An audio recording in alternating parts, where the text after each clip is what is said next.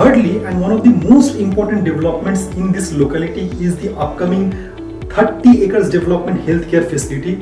The entire project is being developed by JIS Group at a cost of 1000 crore. এই প্রজেক্টটি হচ্ছে Santragachi station থেকে শুধুমাত্র 5 থেকে 6 মিনিটের ডিস্টেন্সে এবং এই প্রজেক্টটি কমপ্লিট হয়ে যাবে নেক্সট 5 to 6 ইয়ার্স টাউন দিলে। এখানে 1200 বেডের একটি পরিষেবা থাকবে of world class facility. Fourth important development হচ্ছে the beautification of Satragachi Lake. As you know, Satragachi Lake is spread on 32 acres of land parcel আর এই entire জায়গাটি government of West Bengal promote করছে as a tourist destination. So you can easily understand the potentiality and the development of the entire region on Gona Expressway.